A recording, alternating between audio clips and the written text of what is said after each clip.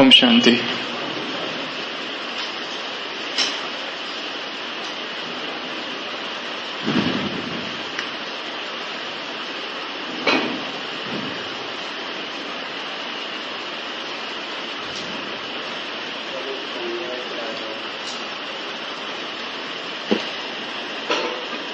इस ब्राह्मण जीवन में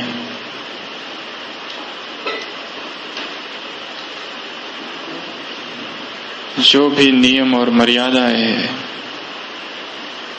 जब तक हम उनका पालन नहीं करते तब तक इस जीवन में आनंद नहीं आता। जब तक हम स्वयं को कुछ नियम और मर्यादाओं से नहीं बांधते तब तक उन्नति का अनुभव नहीं होता। ब्राह्मण बन गए, थोड़ा बहुत ज्ञान सुन लिया, बाबा से एक दो बार मिल लिए, थोड़ी बहुत अनुभूति भी हो गई, परंतु वो परम सत्य नहीं है। इस पथ पर यदि आगे बढ़ना है और अपने जीवन को वास्तव में आनंद से भरपूर करना है तो सबसे पहले तो जानना होगा वो कौन से नियम है, कौन सी मर्यादाएं है, कौन से सूक्ष्म नियम है और कौन सी सूक्ष्म मर्यादाएं है। स्थूल तो सभी जानते हैं,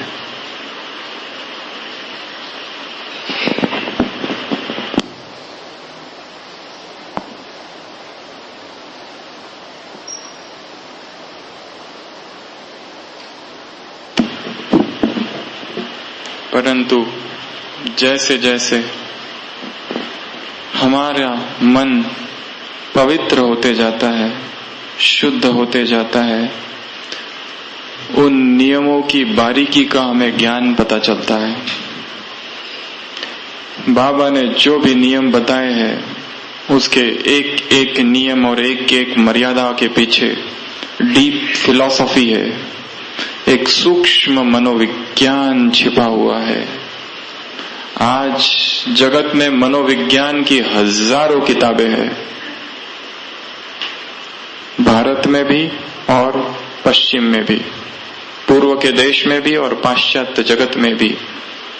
पर भगवान ने जो मनोविज्ञान बताया है वो इन सब से परे है।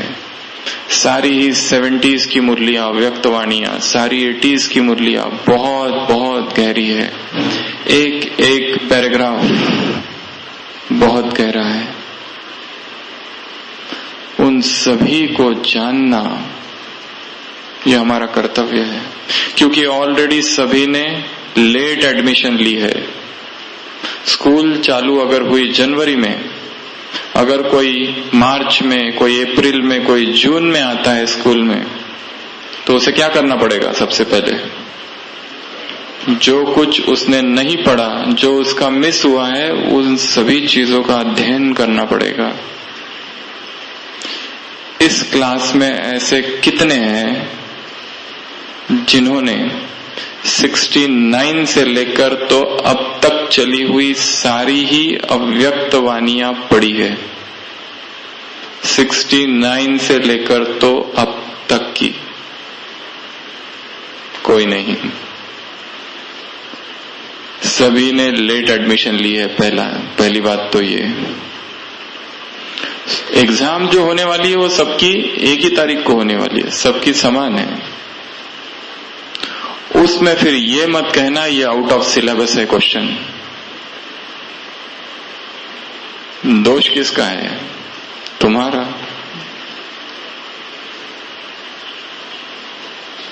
जो कुछ बाबा ने अव्यक्त वाणियां चलाई है अब तक, उसमें बहुत डीप फिलॉसफी है, संपूर्ण मनोविज्ञान है। एक एक बात का ऐसा ऐसा स्पष्टीकरण किया है बाबा ने।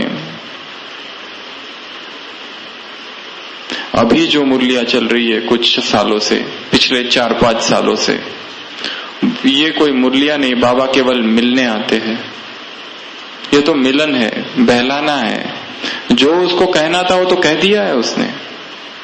यहां तक कि 26 जून 1969 की एक अव्यक्त वाणी है, 26 जून 1969, जिसमें कहा है बाबा ने, अब पढ़ाई पूरी हुई, अब बाबा मिलने आते हैं। पढ़ाई तो 69 में ही पूरी हो चुकी है, तभी उसी मुरली में बाबा ने कह दिया पढ़ाई पूरी हो चुकी है, अब बाबा केवल मिलने आते हैं। परंतु फिर भी साकार मुरलियों का जो विश्लेषण है, एक्सप्लेनेशन है, वो है अव्यक्त वाणियां। बाकी तो साकार मुरलियों में सारा ज्ञान है। कई लोग कहते हैं साकार मुरलियों में इतना ज्ञान नहीं है, परंतु उसी में संपूर्ण ज्ञान है। मम्मा और ब्रह्मा बाबा इन्होंने थोड़ी ना अव्यक्त वाणियां सुनी, वो तो साकार वाणियां सुन सुन के ही संपूर्ण बने। साकार मुरलियों के बाद जो कुछ चला 69 के बाद, वो जो अव्यक्त प्रवाह बना और बह रहा है, उसकी जो गंगोत्री है 69 से अब तक वो बह रही है। वो जो धारा है बह रही है अभी भी, अव्यक्त प्रवाह। तो ये जो मुरलियां है, इसमें बहुत डीप फिलॉसफी है। और जब तक हम ये सारी बातों का अध्ययन नहीं करते, स्टडी नहीं करते, हमारे मन में हजारों प्रश्न रहेंगे, चाहे कितनी क्लासेस सुन लो किसी की भी। क्योंकि बाबा ने ऐसी ऐसी बातें बताई है, आश्चर्य लगता है कभी कभी। ये भी बाबा ने बता दिया है, ये भी बता दिया है। ऐसा कुछ भी नहीं है, ऐसा एक भी सब्जेक्ट नहीं है इस भूमंडल पर, एक भी विषय नहीं है जिसके बारे में बाबा ने नहीं बताया है। सारी भविष्यवाणियां, सब कुछ बता दिया है। ऐसी हमारे जीवन में आने वाली कोई परिस्थिति नहीं है जिसका वर्णन बाबा ने नहीं किया है। हम सोचते हैं हमारे जीवन में ये परिस्थिति है, पर इसका उत्तर किसी भी मुरली में नहीं है, ना ही किसी बहन के पास है, ना ही किसी क्लास में हमको मिल रहा है, ऐसा हम सोचते हैं। परंतु क्या हमें पता है कि बाबा ने वो सब कुछ कह दिया है? हम वहां तक नहीं पहुंचे। हो सकता है भाषा में भी वो बंद है। कईयों को बाबा की भाषा समझ में नहीं आती है, क्योंकि बाबा की जो हिंदी है थोड़ी अलग प्रकार की हिंदी है, बाबा की जो शैली है वो अलग प्रकार की है। कभी कभी ऐसा भी लगता है कि ज्ञान भाषा की तिजोरी में बंद है और वो बंद ही रह जाता है जीवन भर। भाषा को भी समझना है और जानना है, अगर इस ज्ञान तक पहुंचना है तो वैसे ही इस ज्ञान को समझना है जैसा वो है और जैसा उसने उच्चारण किया है। नो ट्रांसलेशन, कोई अनुवाद नहीं, जैसा उसने कहा है एक एक शब्द उसको वैसा ही समझना, उसी अर्थों से समझना, उसी भाव से समझना, उसी स्थिति में स्थित होकर समझना जिस स्थिति में उसने वो कहा है। तो एक नियम तो यही आ गया अभी सामने कि हरेक ने कम से कम एक अव्यक्त वाणी रोज पढ़नी है।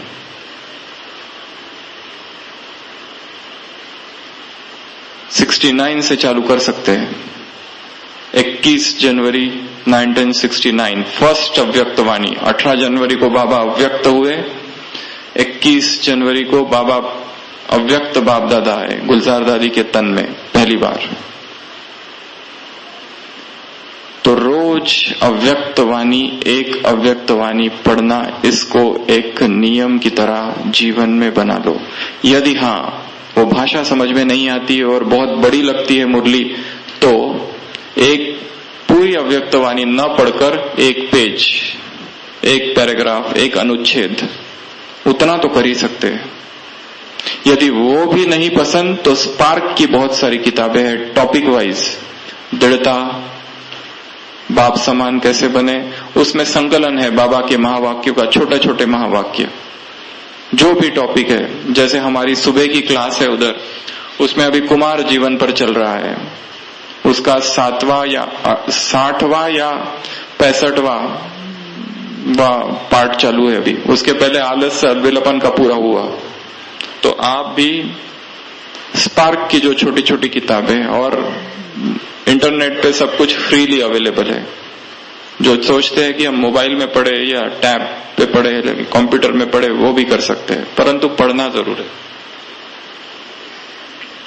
तो एक नियम तो यही आ गया, परंतु अभी हम जिन नियमों की और जिन मर्यादाओं की चर्चा कर रहे हैं, वो सुबह से लेकर रात तक हमें क्या क्या करना है, इसकी चर्चा हम करेंगे। जब भी कोई ब्राह्मण बनता है तो उसे इन सारे नियमों के बारे में थोड़ा थोड़ा बताया जाता है, और बहुत सारी बातें फिर मुरलियों से पता चलती है। तो ब्राह्मण जीवन में, ब्राह्मण दिनचर्या में सबसे पहला नियम कौन सा है? अमृत वेला। इस सभा में वो हाथ खड़ा करो पिछले 1 मास में जिसका एक दिन भी अमृत वेला मिस नहीं हुआ। एक दिन भी, अगर एक दिन भी मिस हुआ तो हाथ नीचे। है बहुत सारे। वो लोग हाथ खड़ा करो जिनका पिछले 3 मास में एक दिन भी अमृत वेला मिस नहीं हुआ। इसमें भी है। वो लोग हाथ खड़ा करो पिछले 6 मास में एक दिन भी अमृत वेला जिनका मिस नहीं हुआ। अभी कम हो गए। और अब वो हाथ खड़ा करो जो 1 साल में पिछले एक दिन भी अमृत वेला मिस नहीं हुआ। इसमें भी बहुत है। ठीक है, अभी बहुत पुरुषार्थ करना बाकी है। अगर अमृत वेला ही नहीं कर रहे तो जीवन में प्रश्न ही प्रश्न होंगे। फिर चाहे किसी के पास भी जाओ, कभी उत्तर नहीं मिलने वाला। प्रश्न पूछना, प्रश्न से उत्तर नहीं मिलता है कभी भी। जब तक नियम ही नहीं तो प्रश्न तो आएंगे ही। फिर हजारों प्रश्न आएंगे, और जितने लोगों से पूछोगे कभी संतुष्टि नहीं होगी। वास्तव में हमारे प्रश्नों का उत्तर कोई नहीं दे सकता। यहां तक कि हम बाबा के पास भी चले जाओ और बाबा हमको स्टेज पर कहे बच्चे ये करो, पर बाद में हमको उसमें भी संदेह आएगा, करना है कि नहीं करना है, पता नहीं होगा कि नहीं होगा। ऐसा मनुष्य का स्वभाव है। जो भी प्रश्न है उसका वास्तव में उत्तर अंदर से ही आता है।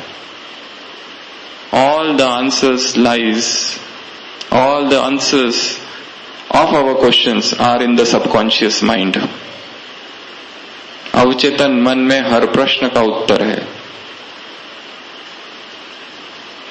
परंतु अवचेतन मन जागृत तो हो, बाह्य मन शांत तो हो, वो कॉन्शियस माइंड शांत तो हो, तब ये जागृत होगा। और सबकॉन्शियस माइंड की अवेकनिंग का जो समय है वो है अमृत वेला।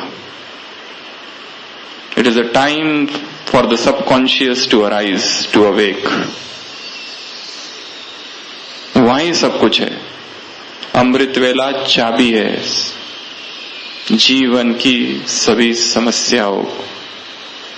जीवन में जितने प्रश्न हैं उन सभी प्रश्नों का उत्तर है। जीवन में जितनी समस्याएं हैं उन सभी समस्याओं का समाधान है।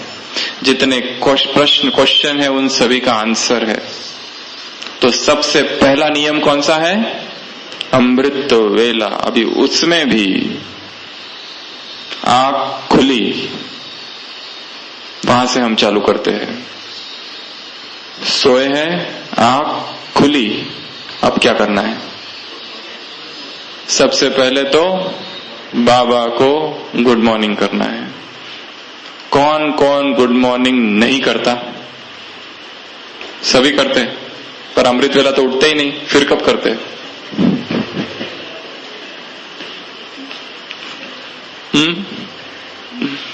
तो आंख खुली, पहला ही संकल्प बाबा है। पहला ही संकल्प, फर्स्ट थॉट, जिस विचार के साथ व्यक्ति सोता है उसी विचार के साथ जागता है। टीवी देखते देखते सो रहे हैं, जो देख रहे हैं उसी के साथ उठते ही वो याद आएगा आगे क्या होगा उस सीरियल में, उस न्यूज में। फोन करते करते सो रहे हैं, जिसके साथ फोन कर रहे हैं, बात कर रहे हैं, वही व्यक्ति याद आएगा। सोते समय का अंतिम संकल्प ही जागते उठने का पहला संकल्प बन जाता है। Last thought becomes the first thought. उस पर हम आएंगे, सोए कैसे वो दूसरी बात है, परंतु पहली आंख खुली और बाबा को विश करना, ये पहला। उसके बाद अमृत वेला कहाँ करना चाहिए, उसका एक नियम है। सबसे पहले खटिया का त्याग करना, अपने बेड से थोड़ा बाहर निकलना। उस पर नींद के वाइब्रेशन रहते हैं। कई लोग वहीं बैठते और वहीं अमृत वेला चालू, नींद में ही अमृत वेला कब पूरा होता है पता नहीं चलता है।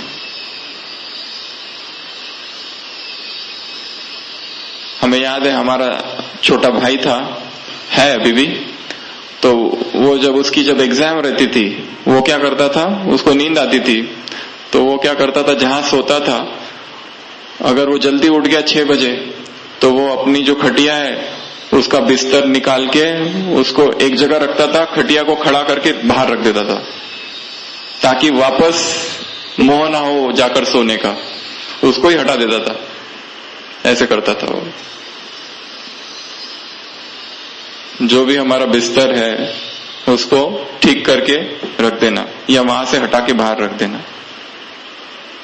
वापस बेड पर अमृत वेला ना हो, अमृत वेला वहां से निकल के दूसरी जगह हो, चाहे वो नीचे ही बैठना पड़े तो ठीक है। अगर कहीं और बाबा का कमरा बनाया हुआ है घर पर, बाबा का ट्रांसलाइट है, तो वो तो बहुत अच्छा। और जिनके घर में ट्रांसलाइट नहीं है वो एक ले ले। मधुबन में ट्रांसलाइट मिलते हैं, छोटे भी बड़े भी, अलग अलग। एक ऐसा भी, अगर घर में विरोध है, इस तरह का भी ले सकते हैं जिसमें किसी का चित्र नहीं है। इसका तो कोई विरोध ज्यादा करेंगे नहीं।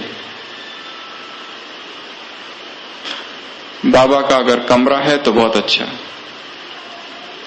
अगर नहीं है और बना सकते हैं तो बनाओ।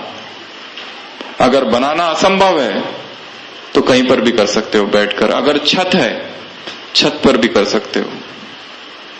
तो दूसरा त्याग उस बेड का। तीसरा, अगर हो सके तो स्नान करके अमृत वेला करे, ब्रश करके और स्नान करके।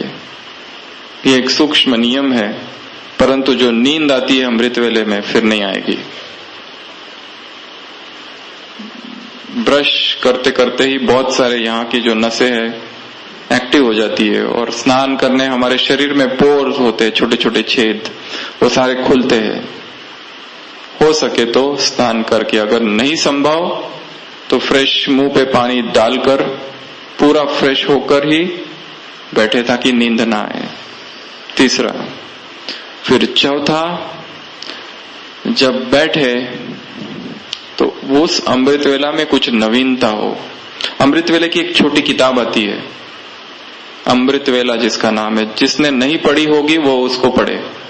पहला तो यही काम करना है, बाकी सारी किताबें छोड़ो, अव्यक्तवाणी छोड़ो, पहले इस किताब को पढ़ो।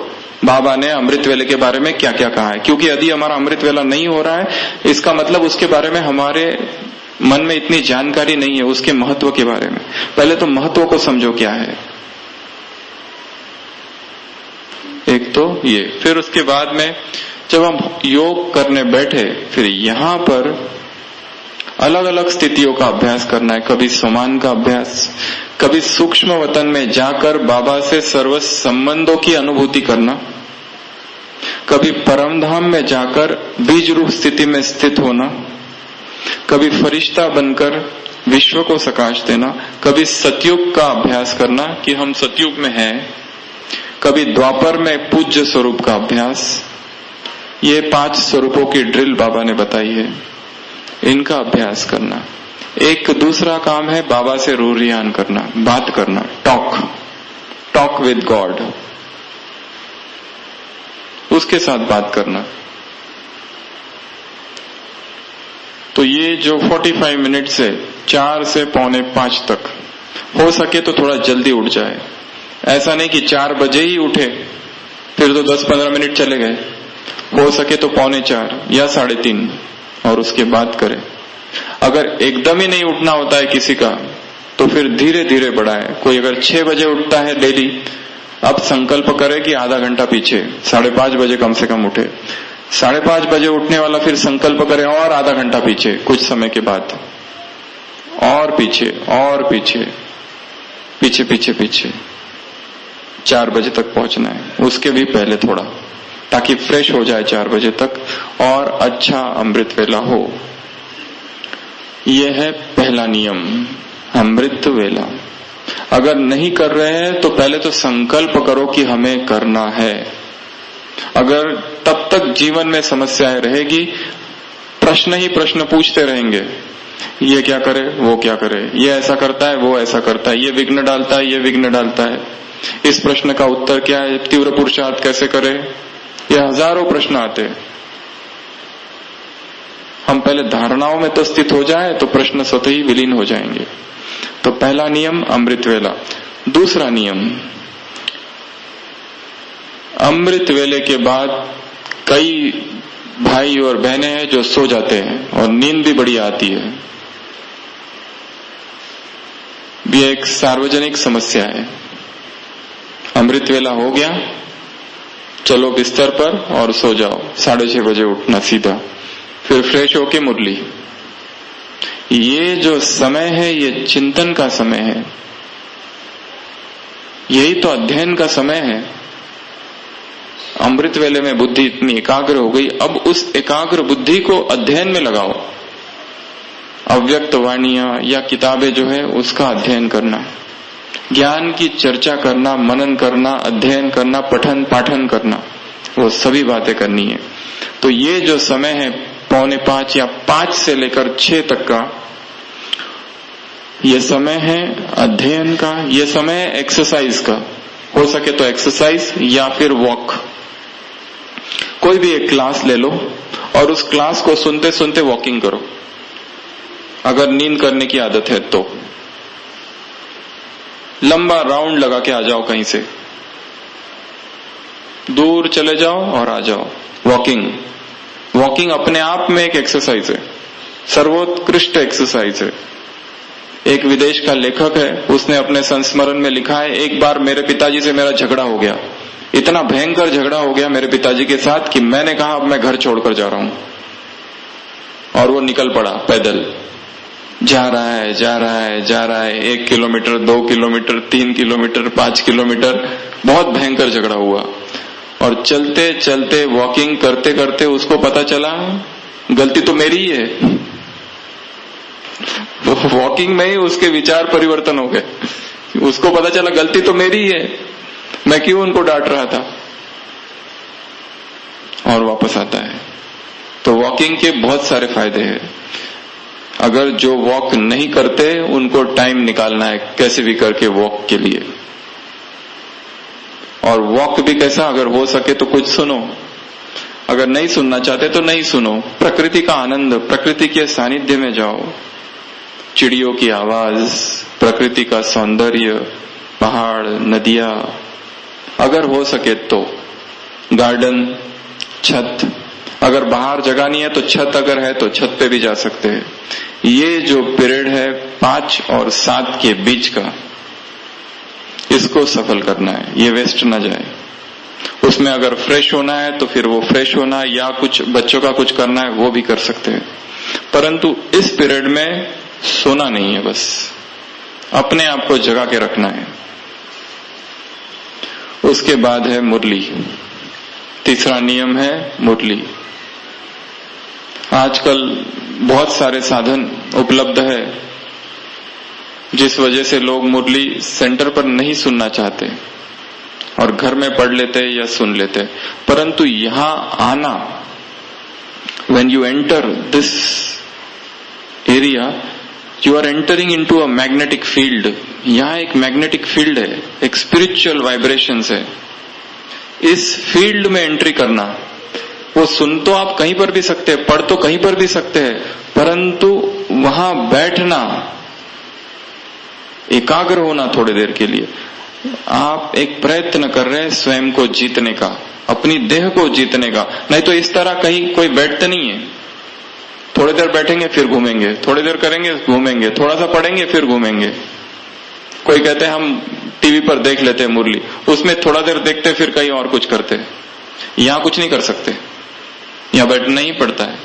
परंतु उतना 1 घंटा मन थोड़ा तो एकाग्र होता है और उस मैग्नेटिक फील्ड में, उस स्पिरिचुअल वाइब्रेशंस में आप होते हो।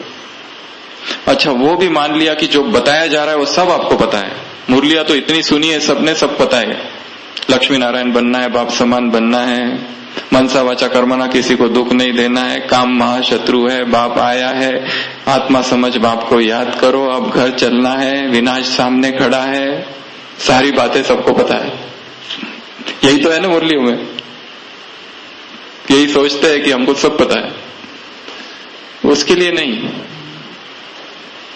उस स्वरूप में स्थित होने के लिए कि भगवान पढ़ा रहा है, योग के लिए। वो मुरली योग में परिवर्तन कर दो उसको। भगवान सामने बैठा है, मैं यहां बैठा हूं, वो पढ़ा रहा है। शब्द इतने महत्वपूर्ण नहीं है, वो वाइब्रेशंस, वो स्थिति, वो समान, वो नशा ज्यादा महत्वपूर्ण है।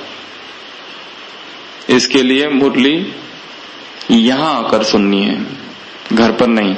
हाँ, कोई कारण है तो दूसरी बात है।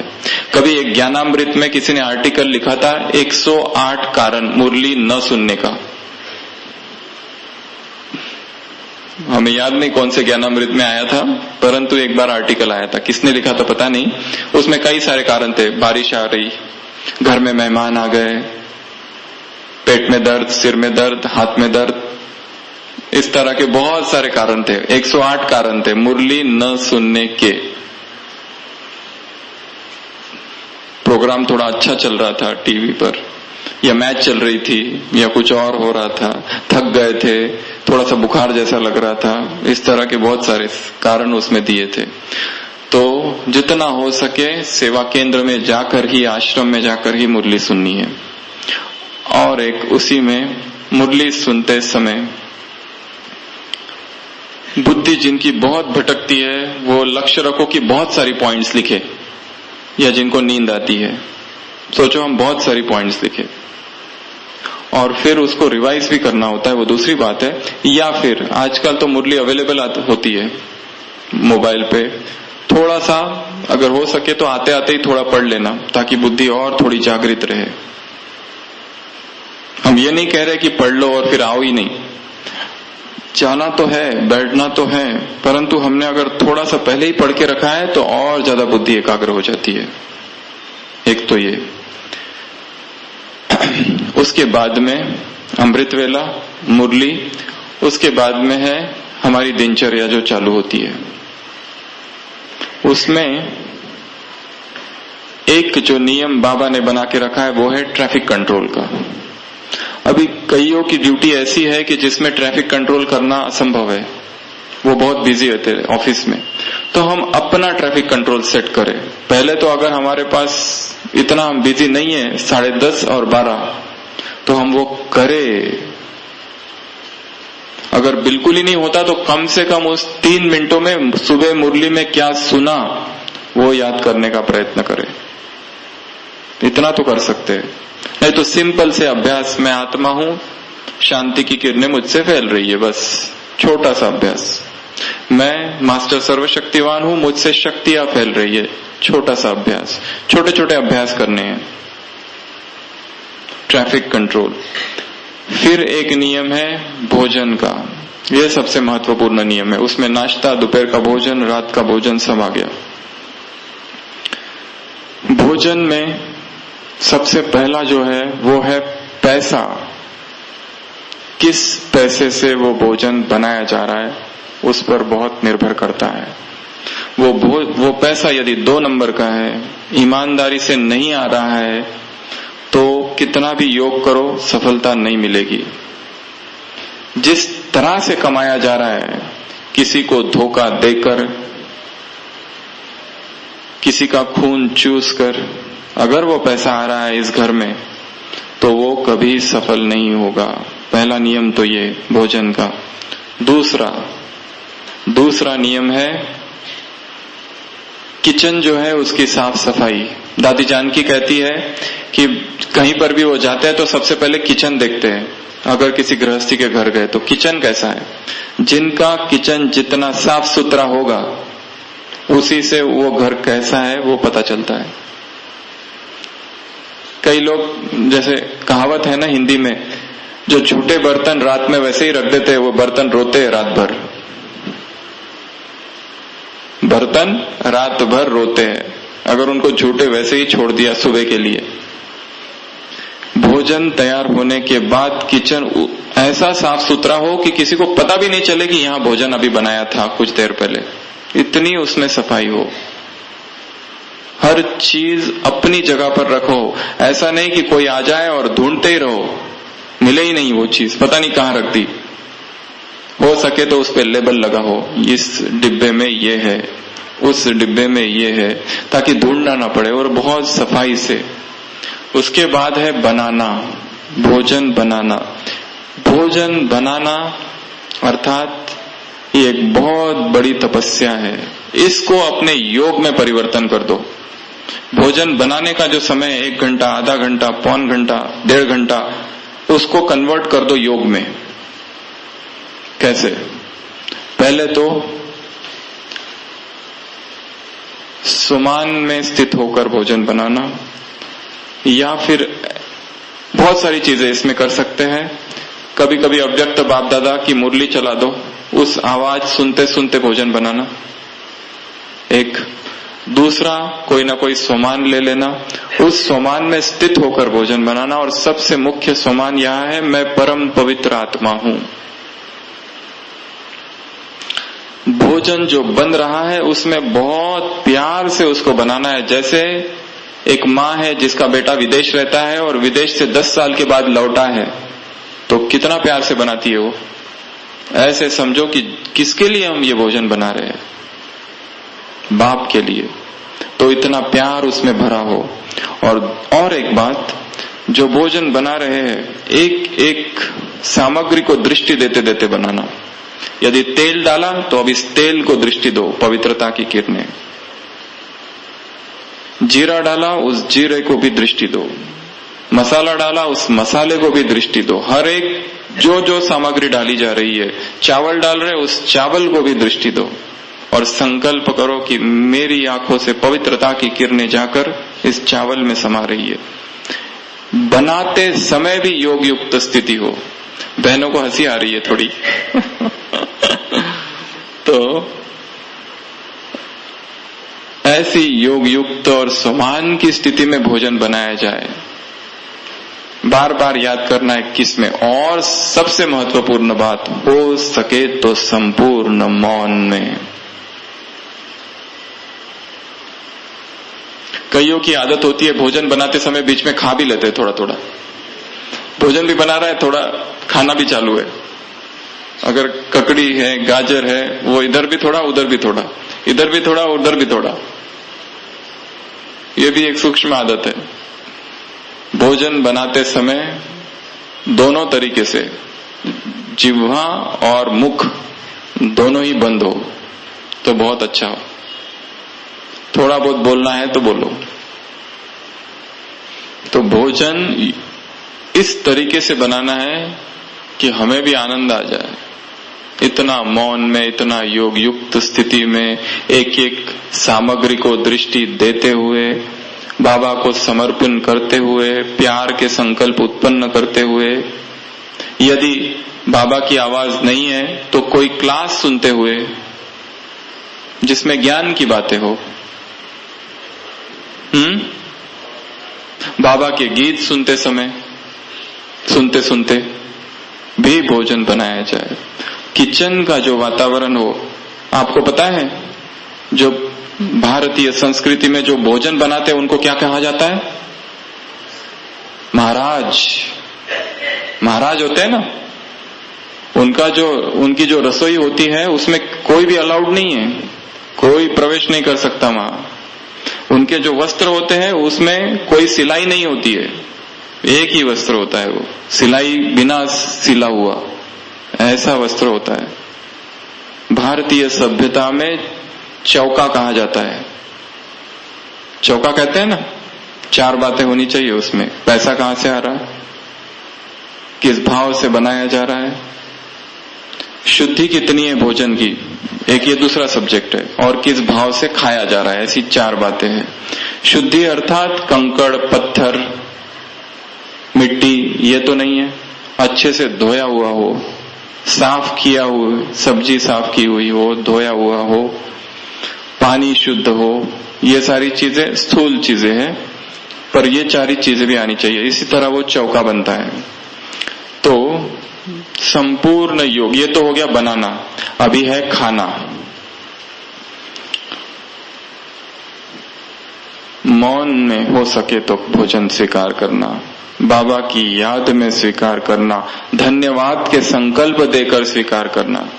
आजकल एक नई सिस्टम आई है, सामने टीवी और इधर भोजन। वो कहते हैं ऊपर जब देखते हैं तो बाबा टीवी देखते हैं, और नीचे जब देखते हैं तो बाबा को याद करते हैं। ऊपर देखते हैं तो टीवी, नीचे देखते हैं तो बाबा को याद करते हैं। ऐसा भी करते हैं।